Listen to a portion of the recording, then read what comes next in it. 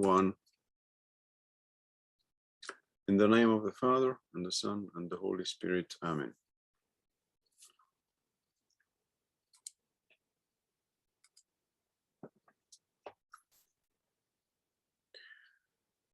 Let us put ourselves in the presence of the Lord.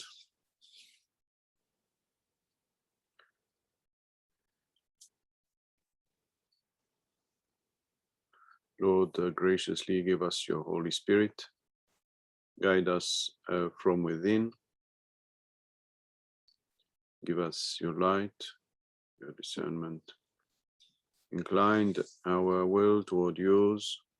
And we ask you this through the powerful intercession of Our Lady, who is always present among us. Hail Mary, full of grace, the Lord is with thee. Blessed art thou among women, and blessed is the fruit of thy womb, Jesus. Holy Mary, Mother of God, pray for us sinners, now and in the hour of our death. Amen. In the name of the Father, and the Son, and the Holy Spirit. Amen. So, good evening, everybody, and good evening to, or morning to whoever is watching us. And we continue our journey with this reading and studying of St. John of the Cross. And we stopped last time at paragraph 5 and chapter 10. So let me share with you the screen. Here it is. So this is where we stopped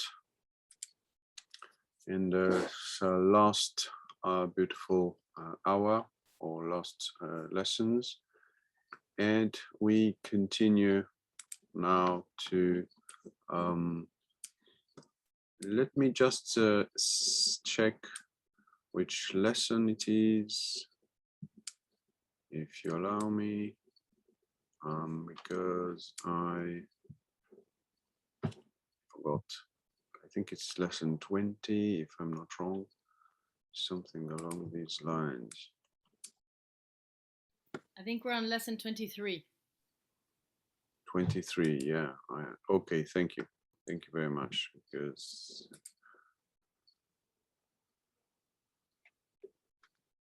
indeed, yes. Sorry about that. I knew it when I prepared, but then I forgot. I didn't write it down. So, lesson 23. So we were explaining, as you remember, what God is, the change that God is realizing in us, and also what we are supposed to do in order to adapt to that change. We are tempted to continue to act as we used to act before, but that's not good, because by being proactive here in prayer, for instance, we are paradoxically stopping God's action. So this is what St. John of the Cross is trying to describe right now.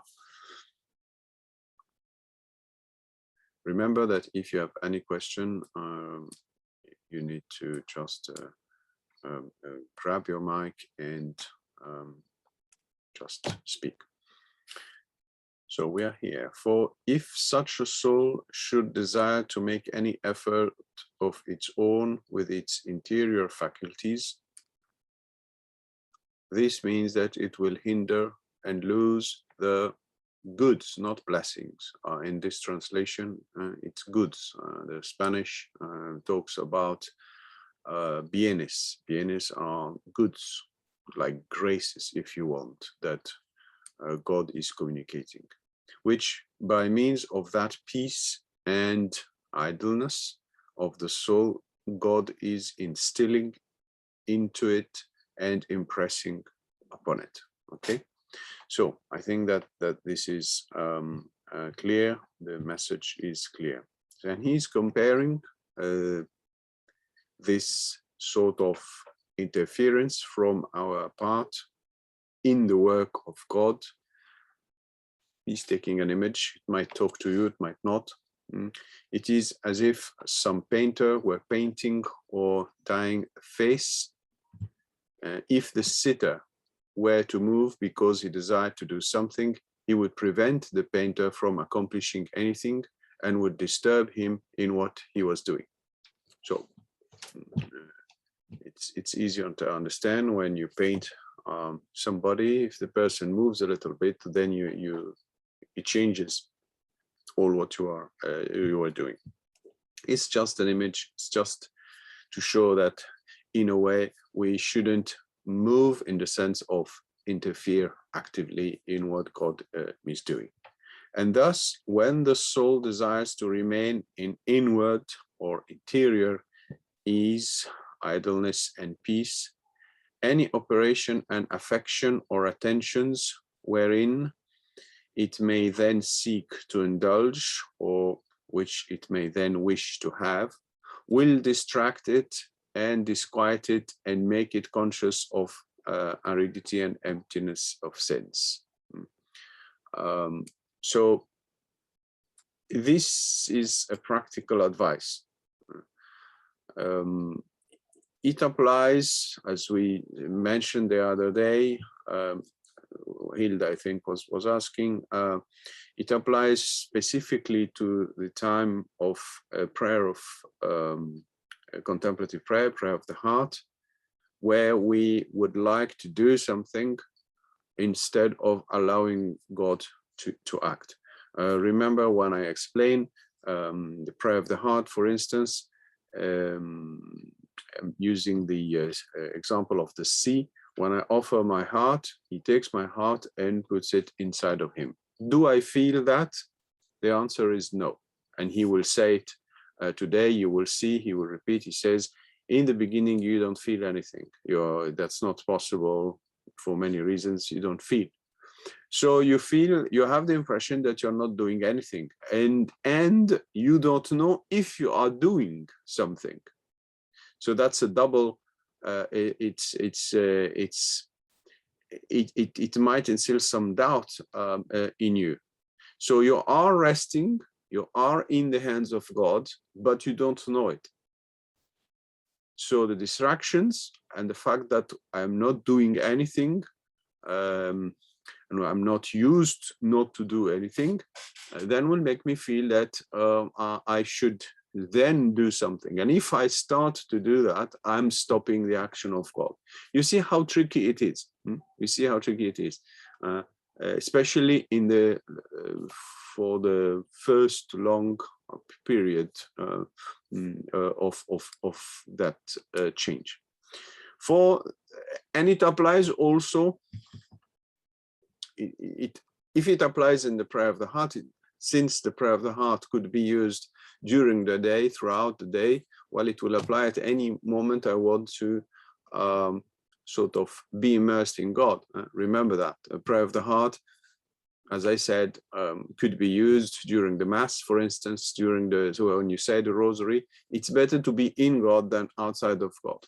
And I explained that the other day. The priest himself is talking, the Mass, we are replying to the priest, but it is possible to be in the hands of God. Is this considered an activity?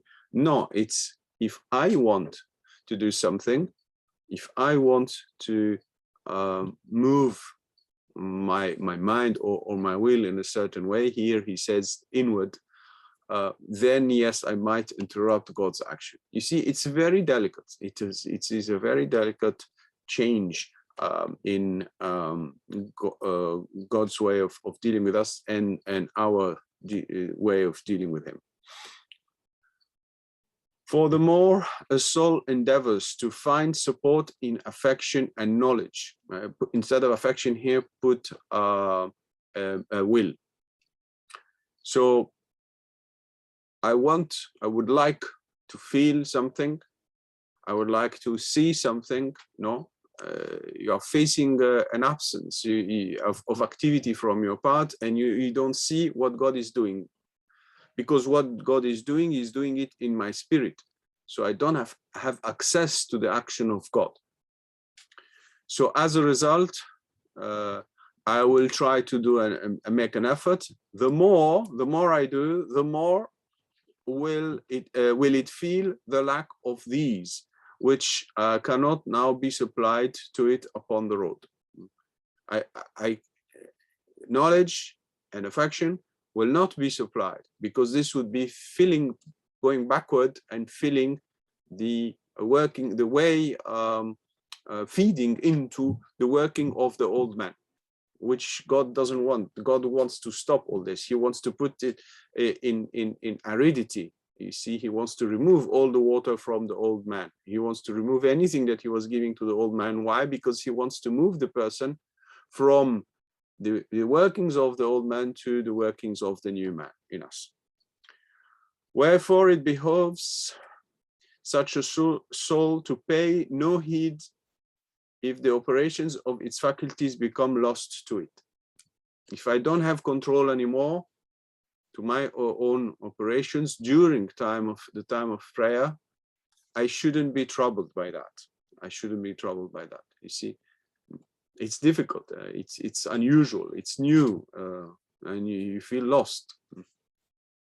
It is rather to desire that this should happen quickly. So he's saying here that it is rather to desire that this should. You want, on the contrary, to lose that control, to speed up that loss. You see, some people will resist it, and some people will resist it for a long time. It's like, oh, I have plenty of distraction. I don't know what I'm doing, and my prayer of the heart is horrible, and so forth. No, that's very common. But in a way, I'm resisting the action of God if I behave like this. You see, it's like I'm still expecting something, so I'm still wanting something from the workings of the old man. Do you understand what I'm saying here? If I say, but my prayer of the heart is horrible, who is judging here? And I'm judging according to which measure, to which criteria? I'm measuring with the criteria of the old man, with anything that falls in the mind or in the will, or in the sense. You see, and in this case, I'm rather inclined to go backward. I'm expecting things as it used to be before. So it is hard. He doesn't deny that. He says it is hard to stay in this sort of emptiness, if you want, or lack of any perception according to the old bearings. Yeah, it is difficult. It is hard to bear. But he says it's important, and not only it's important, but almost he's saying you desire it. I want it to happen. I want it to even to increase in intensity. So it's done. You see, this is why it is rather to desire that this should happen quickly. I think we lost Francesca. She will come back, I guess. Okay. Now, for by not hindering the operation of infused contemplation that God is bestowing upon us, it can receive this with more powerful abundance. You see, if you do not resist, then you receive a greater abundance. See, that's important here. If you see, sometimes we ask ourselves, is there a way to speed up our growth? Is there a way to speed up? And he seems to say, okay, do not interfere or hinder the operation of infused contemplation, which means what God is doing. And by definition, what God is doing, you can't perceive it. So don't insist in this direction. On the contrary, say, okay, God, go ahead. You see? So is there, do we play a role in hasting or stopping or slowing our growth? As you can see, the answer is yes. You see, the answer is yes. It can receive this with more peaceful abundance. And if we don't hinder. and cause its spirit to be enkindled and to burn with the love which this dark and secret contemplation brings with it and sets firmly in the soul.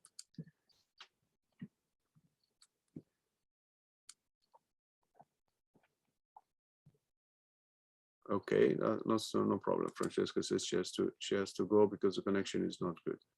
Okay, got a point. So now, question here: does this mean? Because he seems to imply it, and you will see the more we will go, he seems to imply. He says in the beginning you don't feel, but after you feel. So what is this feel? If by definition the communication of God is occurring in the spirit, so what do we feel? Question mark. Are we supposed to feel? Maybe not in the beginning, but right after. You see, I'm inclined to say, according to him, to his teaching in other places, that it doesn't mean that the soul will feel. You might have something, but you might not have that, because by definition, it's not happening in the lower parts, the sense, or even the mind and the will. Okay, so that's important here. It's not clearly explained by him in this passage and the following passages, but you need to raise the question and have an answer prepared to that. For contemplation is not else. That's interesting here because he's defining contemplation. What is contemplation? This is the deep contemplation. We're not talking about the contemplation of Lectio Divina. We are not talking about these, as he calls them, noticias, sort of like notices of or knowledges that one can receive. He talks about this in chapter 26 and 31 of the book 2 of Ascent of Mount Carmel. No? This is another contemplation, but he doesn't really explain it. It's not his mission to do that. He just alludes to it in chapter 26 and chapter 31 of the Ascent of Mount Carmel, book 2. So in general, what he's talking about when he talks about contemplation, he is specifically talking about one type of contemplation, essentially one type of contemplation, which is the deep one, the connection with God, which is the prayer of the heart one, if you want. So you see here, he is defining here the contemplation. From time to time, he throws a definition. He doesn't say, be careful here, stop, I'm explaining now, I'm showing, giving you a definition. No, he just says in the middle of the sentence, for contemplation is not else than a secret. What does it mean, secret? Beyond the perception of the body and the soul. Peaceful, which means no interference from the human being. And loving means adapting as much as I can, like the dance we explained the other day. Infusion from God. Infusion means God is communicating himself. Where? To the spirit.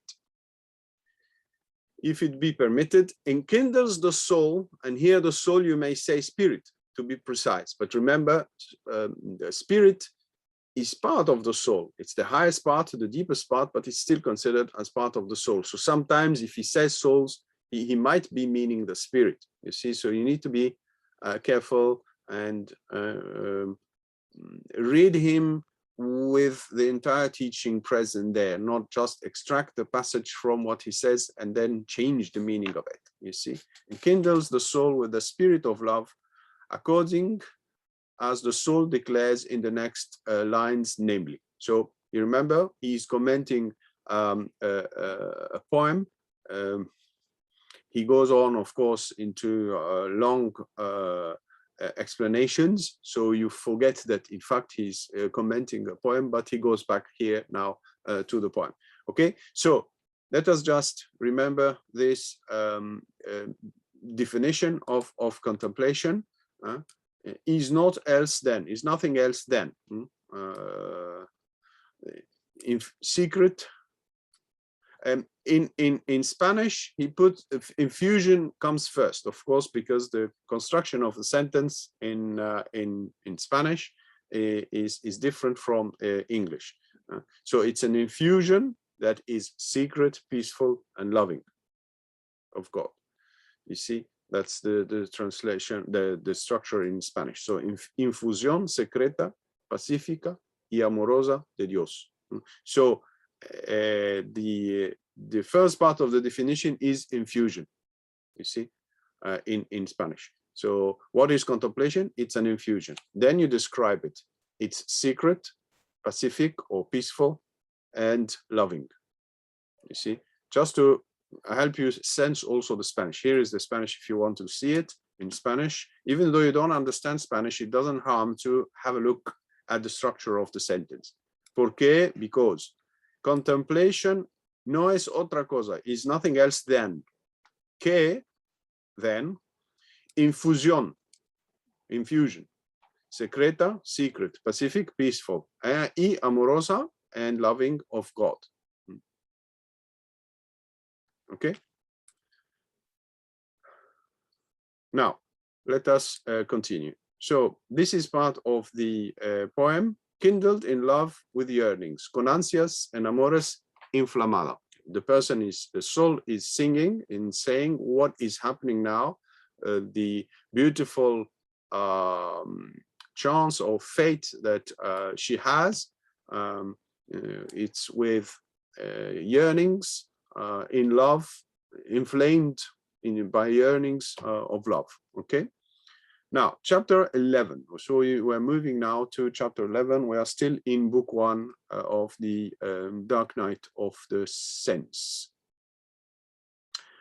Now, this is the title, where are expounded the 3 lines of the stanza.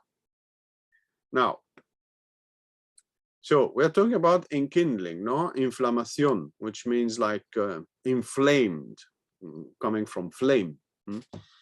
Enkindling of love is not as rule felt at the first. So he seems to say that we will feel it after.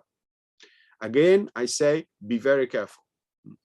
By definition, we need to maintain that according to his teaching, what happens in the spirit happens in the spirit. God might sometimes open a little bit or a little window and allow some refraction, as I call it, which is moving from being uncreated God to something that falls in the soul. So you see, there is a change. It's not the same thing. So we might feel something, but in the beginning not. But what we feel is not the contemplation itself. It's an effect that God gives to us. That's very important here to remember. Otherwise, you start to create a deviation in the understanding of the teaching of St. John of the Cross. It is possible throughout the growth not to feel anything and still be growing. It's possible if you push it. Yes, it's possible. By definition, it's possible. Okay. God may sometimes open a little window and allow something to fall, an echo in the soul or the body, but he might not, because God cannot be seen. This is why Saint Therese says, I don't want to receive any palpable grace because I know that God cannot be seen.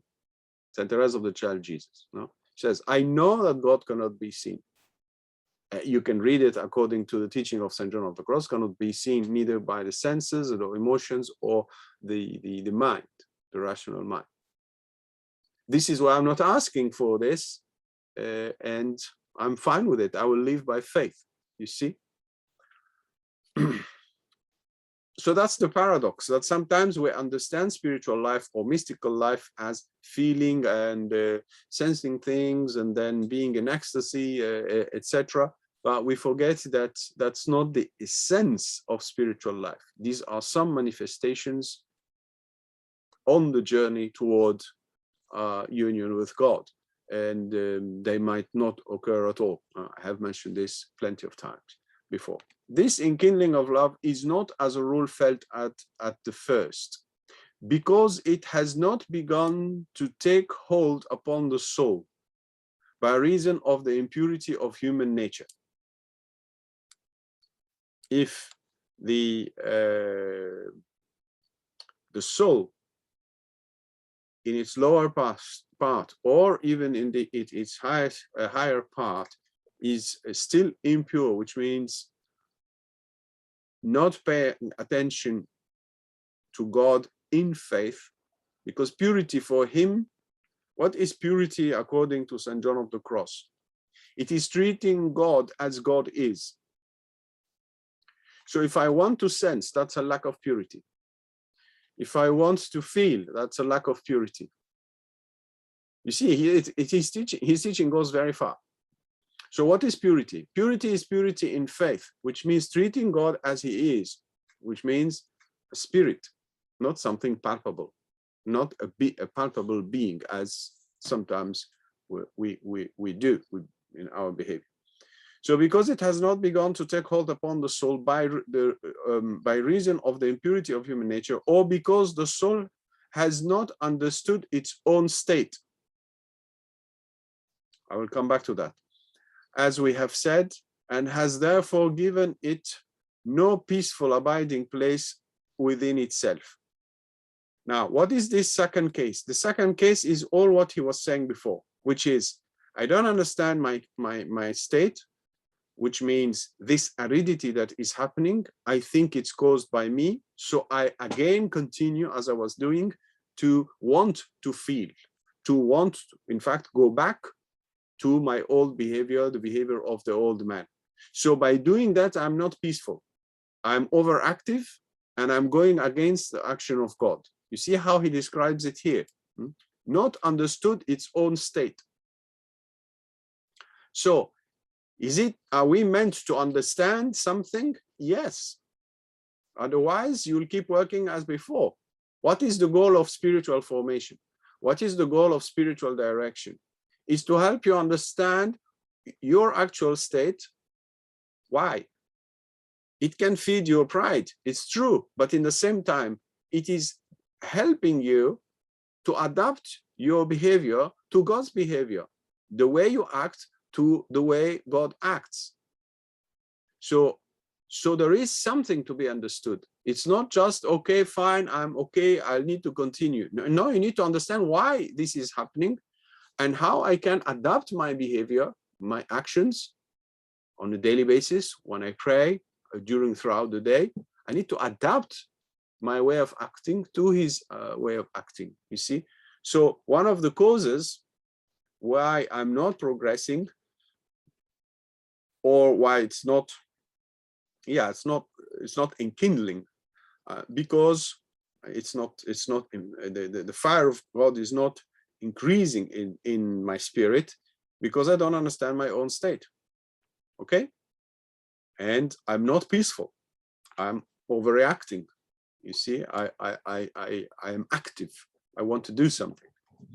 Yet sometimes, nevertheless, there soon begins to make itself felt a certain yearning toward God. So here, yes, he says something could be felt, where obviously if you talk about being felt, it's in the conscious part, which means the mind, the emotions, or the sense, one of these three.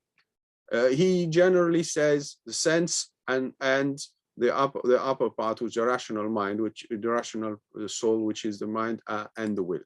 Okay, active and conscious. So yet sometimes, nevertheless, there soon begins to make itself felt a certain yearning toward God. Is it mandatory? He doesn't say it. The answer is no. You might feel it, you might not feel it. He seems to say that it is common. That's fine. But we need to understand where it is occurring. And the more this increases, the more is the soul affectioned and enkindled in love toward God, without knowing or understanding how and whence this love and affection come to it. That's interesting here. He says it is possible, it does happen, that sometimes the soul feels a certain love toward God. But he says the soul doesn't understand from where it comes. This sort of movement, élan toward God of love sometimes can occur, but I don't know from where it comes. In which sense? I don't know from where it comes. It's not caused by something I did. This is what he's trying to say. It's caused by God himself. So it comes from above. No intervention from the sense or the mind, from the human being. It's purely given by God. Okay? But from time to time, seeing this flame and this enkindling grow so greatly within it that it desires God with yearning of love. So there is a desire of God that is growing here in the soul. And I accept, of course, what he says. He says it's felt here. So there is something that is growing in the person. Even as David, when he was in the dark night, I will come back to that, said of himself in these words, this is Psalm 72, namely, because my heart was enkindled, that is to say, in love of contemplation, my reins also were changed. My reins also were changed. Now, it is very interesting here to notice something. I don't know if you noticed it.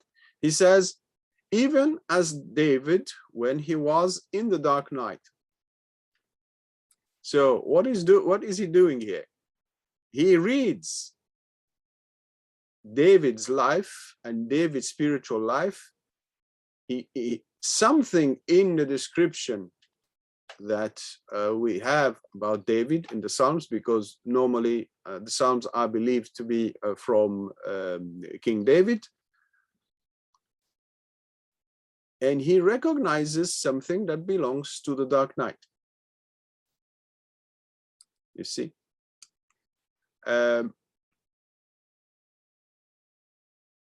In the Spanish, you don't have dark. You have only this night. So I will remove here dark. I'll keep it between square parentheses. The Spanish says, when he was in this night, which means the night, the purification of the sense. Because my heart was enkindled. I was suffering, but my heart was enkindled. That's the thing. So it's very interesting here to see that John of the Cross claims to recognize in the scriptures this phenomena that he's describing. In other places, he will say that both nights, both purifications of the sense and of the spirit are everywhere in the scripture. I'm quoting it, not here, but elsewhere. He says you can find it. It's there everywhere. So it is a bit. It is interesting to notice and learn how the saints read and understand the scriptures. We all share the same book. We all open the same book, but the eyes see something different. His perception of the text is very different from others' perception. So this is important here. It is one of the interesting things when we study John of the Cross is to constantly come back to the way he reads the scripture and ask ourselves and try to understand how does he reach that. And if he does it this way, this means that we are all invited to enter in that. And it is almost a result of our growth in spiritual life that our eyes will change and then we will be able to notice things. So this is an area in St. John of the Cross that is not always dug deeply. You have some books that were written or articles on St. John of the Cross and the scripture. But I think that how he reads the scripture, not what he found objectively, but how he reads it, I think is an important study to still, in my humble view, to be made, which is this perception of the text that we are reading the same text, but he sees something, I see something else. So how come? Aren't we supposed, more or less to go in a certain direction, in the same direction. Okay, so remember that.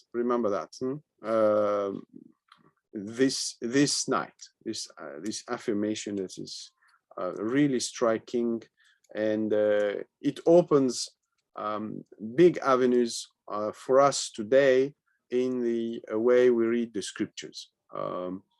We shouldn't dismiss that, and we shouldn't consider this experience as just unique or alien or just for him. All the saints who went very deep had such experiences. Now, that is where changed my reins, namely from the way of sense to the way of the spirit. See, that's the entire business here of the dark night of the sense. God stops the dealings of the old man in order to invite us to activate the dealings of the new man, which is faith, the act of faith, the act of hope, and the act of love. He will teach us how to make these three acts in a pure way in Ascent Book 2. We need to be patient because we can't have everything in one shot. So, so you see there is a shift here. God stops something in order to invite us to activate something elsewhere, which is the aridity and cessation of all these things whereof we are speaking. And I, he says, was dissolved in nothing and annihilated, and I knew not. Still talking about David and commenting on the spiritual state of David, you see.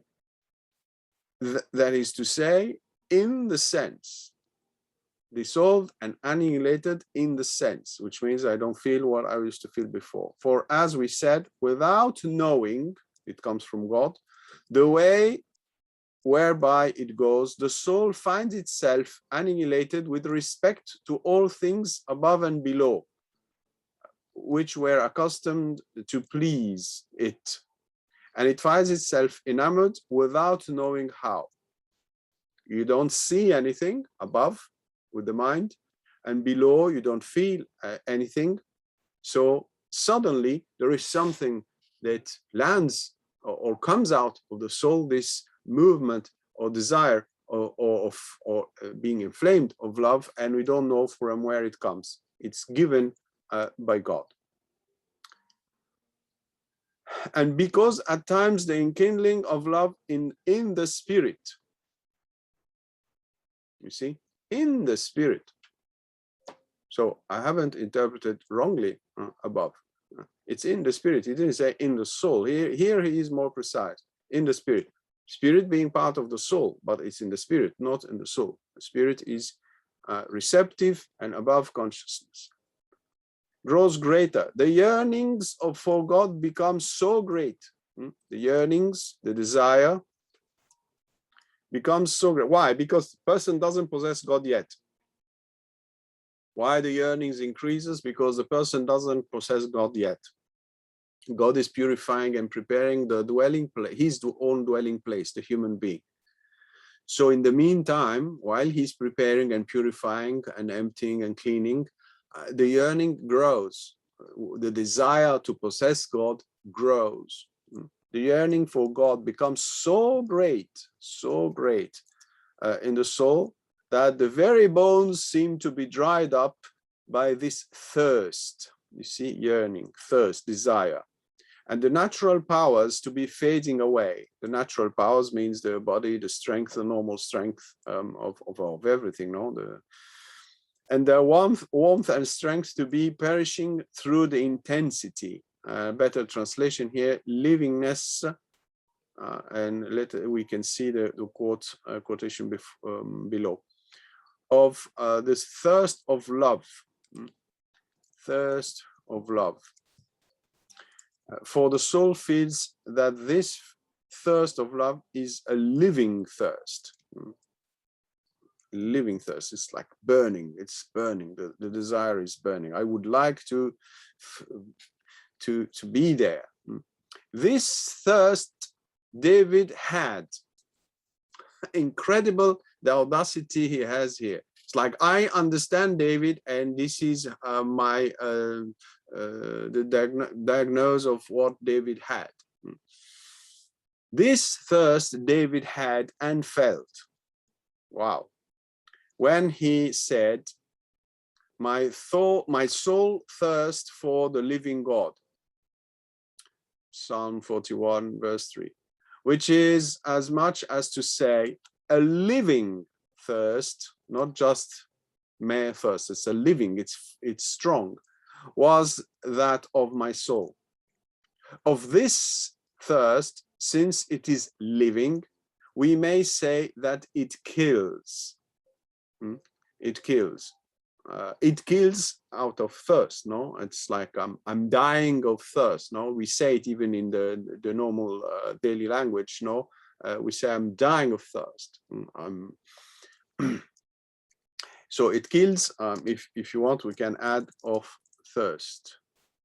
Sorry for the redundancy, but it is to be noted that the vehemence of this thirst is not continuous, which means there are moments where the person doesn't feel anything. It's just in certain moments, but occasional, although as a rule, the soul is accustomed to feel it to a certain degree.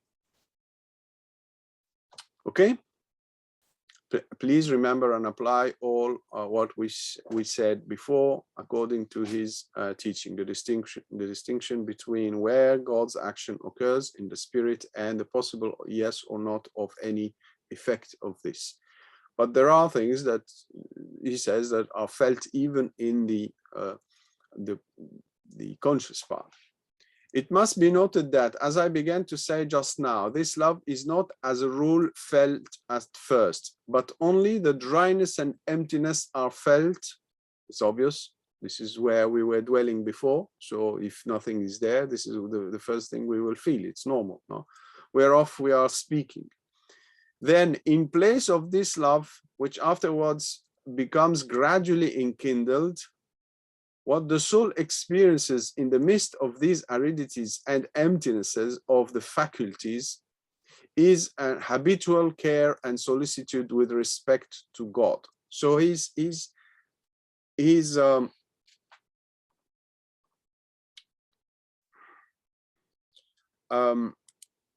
first, let us talk about the translation. In Spanish, it says, ordinario cuidado y solicitud. So solicitude is, we will keep it, but cuidado. Cuidado, here it's habitual care. Yeah, cuidado is the care, is here, and solicitude, with respect to God, sorry, with respect to God, sorry, which means related to God. So the translation is correct. So care and solicitude, cuidado and solicitud, with respect to God. Now, he says this is habitual. It's usually during the day, there is something that is growing in the human being. Remember when he gave the signs before, one of the signs was this solicitude. Solicitude and care. This is a sign.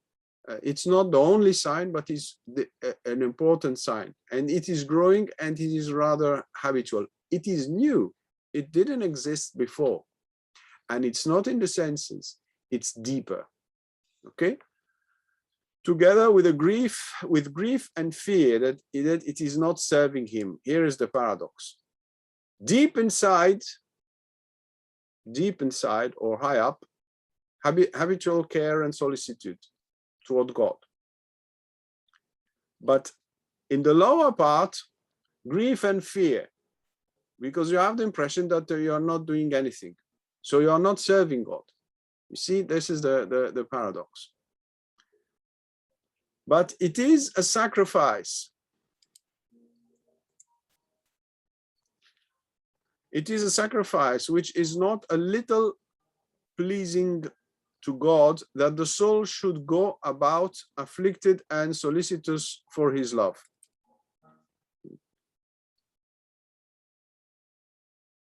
God is pleased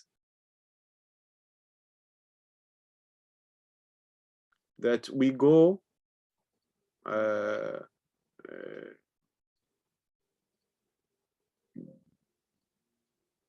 we bear, he said it before in the previous lessons, he said, be patient, just bear with that, or just this affliction and solicitude for his love. This pleases God. So if we accept our new state, which requires a certain patience on both levels. The lower level, I have nothing, so I have to bear with that. And the new level, which is this fire is increasing, but I don't possess God yet. So I need to bear with that state and continue with it, you see? And this pleases God. In this sense, I'm not resisting God's action, okay? It is a sacrifice, as he says. It's an effort. You are making an effort. You don't want to change that state. This solicitude and care for God leads the soul into that secret contemplation. So you see here two levels. The secret contemplation is this communication of God to the spirit. The solicitude and care is something that happens in the conscious part of the human being. But one is adapted to the other. It's not going against it. You see? That's the entire teaching of these chapters. That God is communicating himself, but the way I behave in the outer part, which is the soul and the sense, is very important. And it needs to, as much as possible, to adapt itself to what God is doing deep inside. You see? So the solicitude and care, this is in the soul.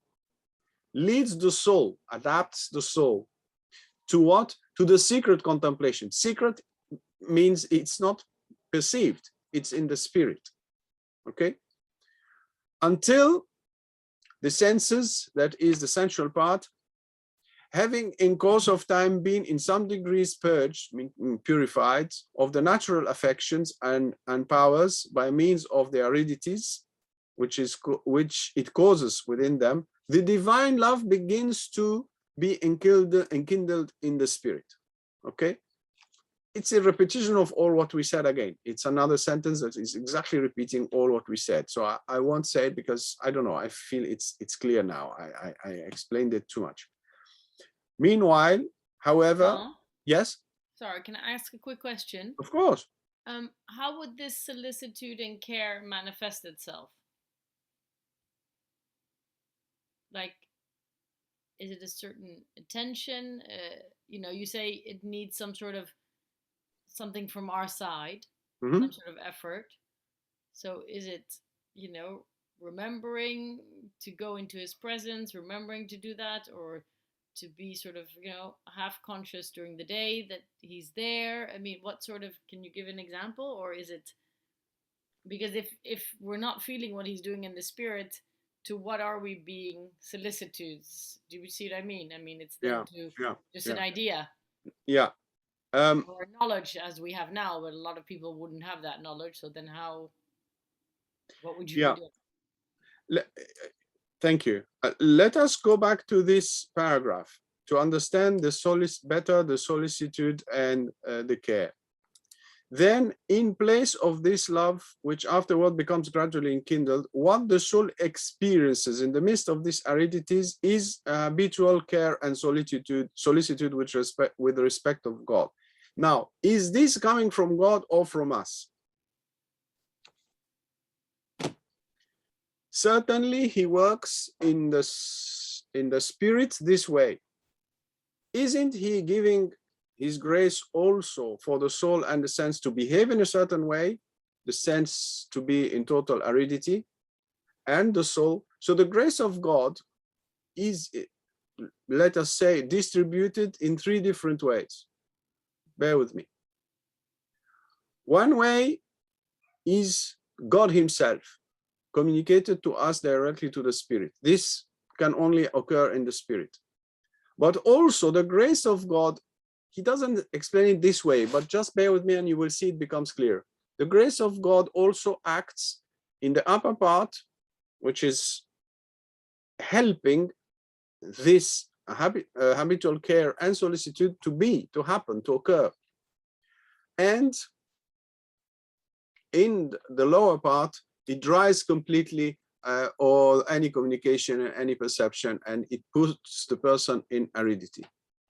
Now, the grace of God is gently inviting the soul, which is the conscious part, where I have my mind and will and emotions, to stay in that peace, which means, translated, to correspond to the grace of God. So yes, it comes from God, but in the same time, it's my response. I would say it's like one coin. Same coin has two faces. One is the grace of God, and one is our reply. So, sorry, your question was, how do we do that?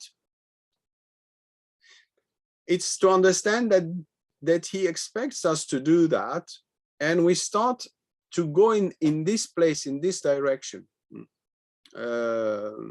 instead of going back to the way we were working before.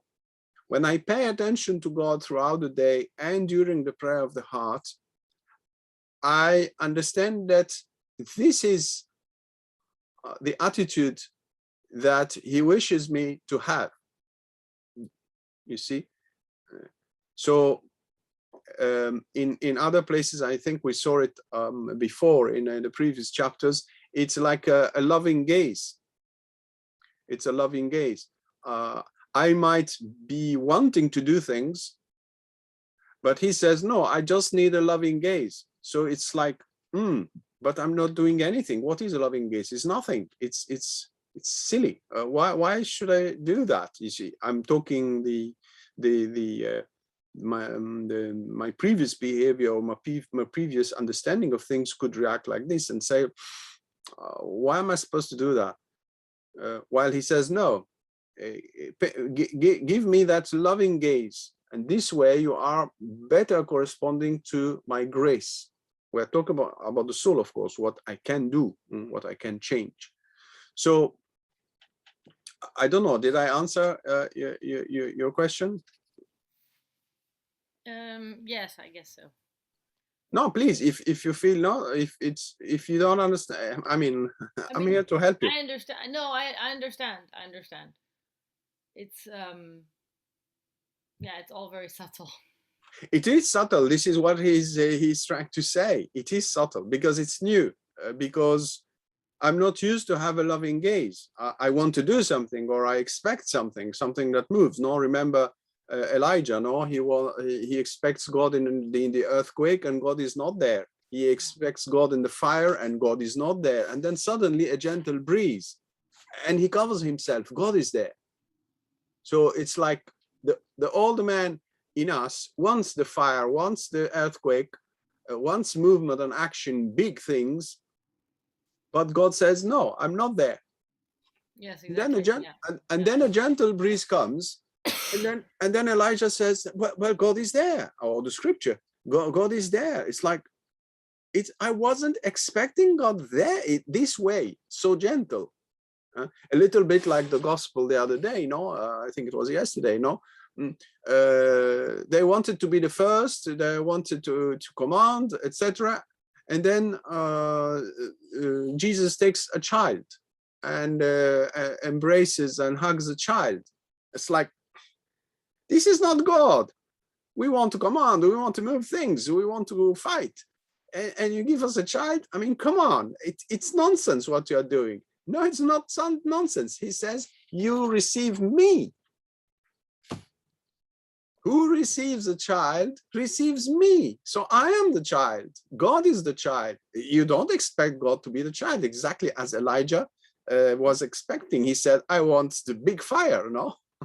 People, no, sometimes in a more quote unquote primitive way, no, they want the big God, the all-powerful God.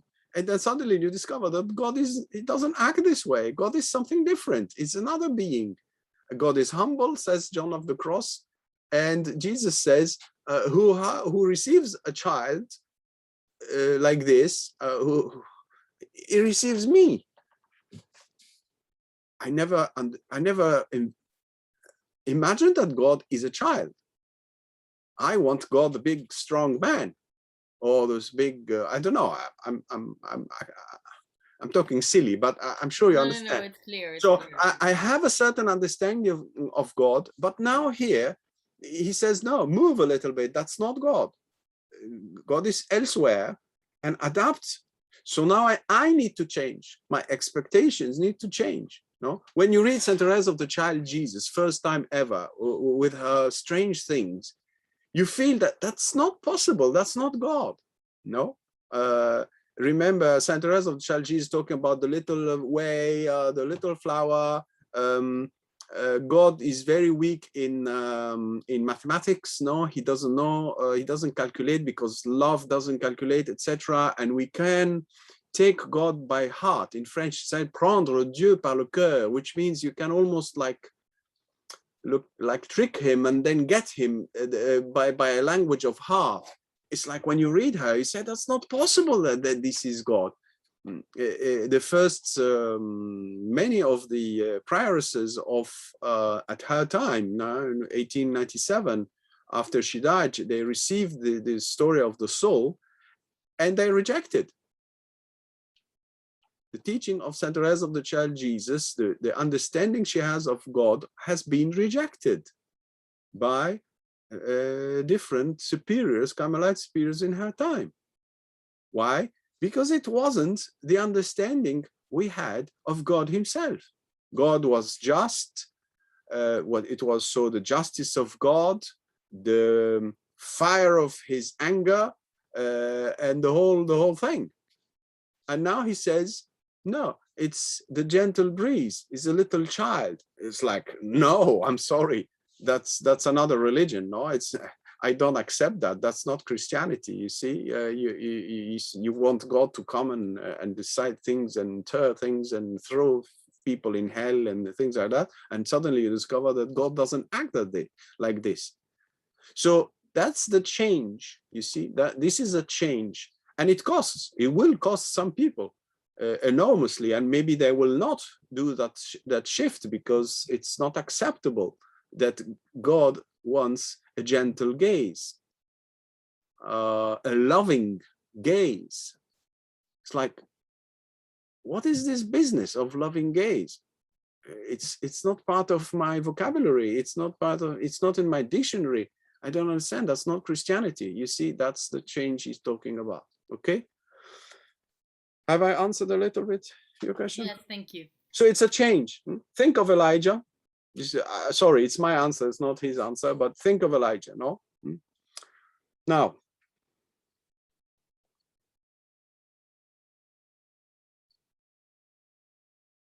where were we? This solitude, secret contemplation, the senses having in course of time being in some degree purged by means of heredities, is called in them this divine love begins to be enkindled in the spirit. Meanwhile, however, like one who has begun a cure, the soul knows only suffering in this dark and arid purgation of the desire. It's normal. I won't repeat my explanation. In the beginning, you're not used to that new world. You stay in the old world, and your old world is gone. So you suffer. You say, I lost everything. So you're still in the old world, and it's empty. You haven't moved yet. So obviously, in the beginning, it's suffering, like when you receive an injection. No, it's painful. You only see and feel and are faced with pain. but then you start to realize that it's, and go beyond that pain and move elsewhere.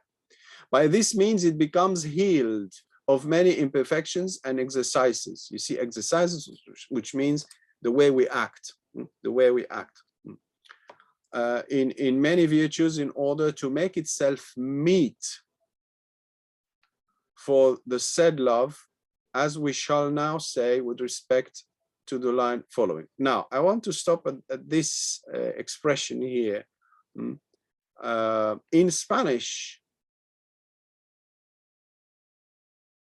in this beautiful sentence, this means it becomes healed of many imperfections and exercises itself in many virtues in order to make itself meet. Hacerse capaz, to make yourself capable of.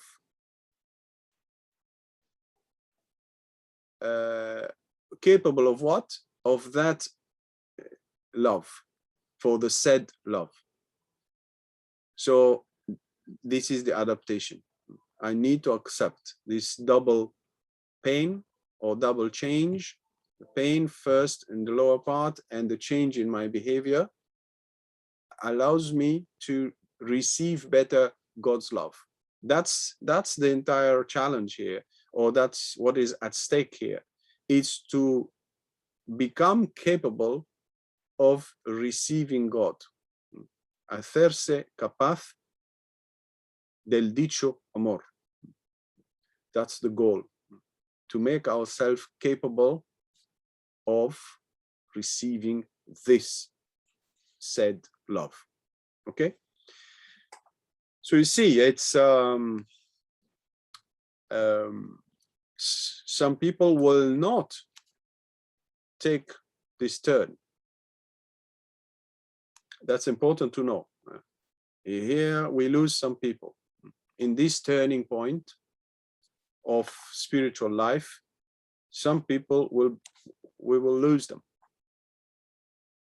because this work he's asking us to do will not, or God is inviting us to do, will not be done. It's like Elijah who says, no, the gentle breeze, that's not my thing. That's not God. I don't accept that.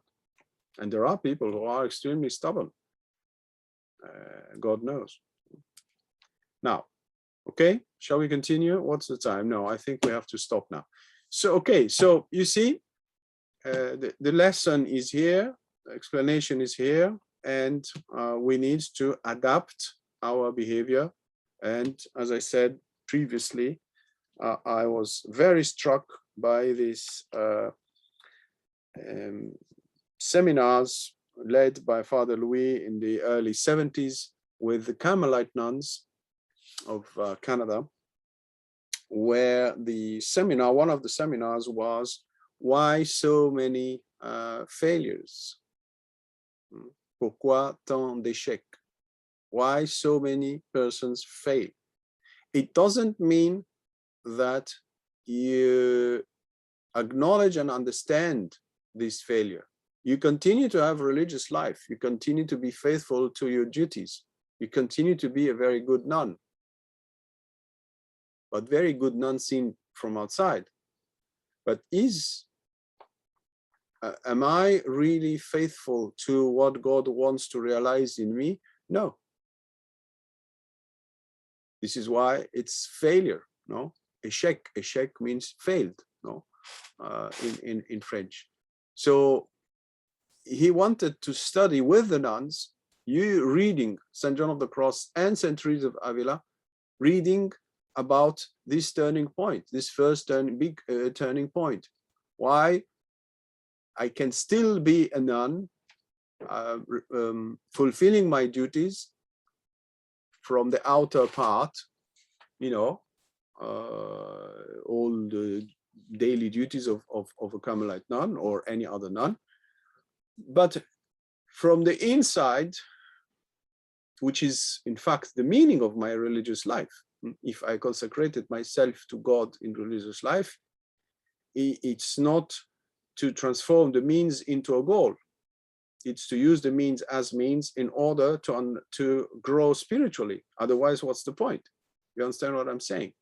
And here's the paradox, that I don't see that turning point. I don't understand, as he said it above. No, he said, not understanding their state, not understood its own state. You see it here, paragraph 1 of chapter 11. So I don't understand my state. I continue to do certain things, believing that this is how to be a good nun. I'm taking just an example for the sake of it, but you can apply it to many other cases. And then paradoxically, I missed the turning point, and I continue straight while I should have turned. You see, like Elijah, no? I want the fire, I want the earthquake, and I'm acting in a certain way. I have my own understanding of who is God. I have my own understanding of what is to be Christian. In the case of the nun, what is to be a good nun. And I won't change it because it doesn't cross my mind that it is something different. It doesn't cross my mind that inside of me, God is acting and wants to grow in me. I've none of this knowledge is there in me. This is why it's very important to study St. John of the Cross in order to understand Christianity. Otherwise, we continue with our own interpretation of the gospel, with our own understanding that stays with us with a certain stubbornness, conscious or unconscious, it's stubbornness. So I'm not moving from this direction. And in the end of the day, is this to be Christian? No. You see how to be Christian is a constant acceptance of change, but of our understanding of who is God, our understanding of how he acts, our understanding of how we should correspond to his action. A little bit like this paradoxical conflict between the writings of Saint Therese of the Child Jesus and one of the prioresses, the French prioresses of another monastery, who read it and said, this is just a child talking, in gamine. And it was rejected. That's not the vision we have about God. That's not God. God is something different, you see. So this is a very deep problem or big question that St. John of the Cross is addressing to all of us. All of us. The entire church here is invited as not the entire church, the spiritual people, because not the entire church is spiritual, but the spiritual people, the people who are really engaged fully with passion in spiritual life as Christians, need to ask themselves, do I know about this change? Have I ever heard about this change? What is it exactly? And to try to translate it, like you asked the question, Matti, you asked the question, what is it exactly? What am I supposed to do? Because I want, in the end of the day, in my daily life, to be able to, as he says, to adapt to God's work. So this loving gaze, this peace that he wants us to realize, not to move things, in order not to interfere or to hinder the action or his action deep in us, because it's new. It's like, I don't know it. I don't know what to do. It's very delicate, you see. So big questions, I think, are raised here. And voila. Glory be to the Father, and to the Son, and to the Holy Spirit, as it was in the beginning, is now, and ever shall be, world without end. Amen.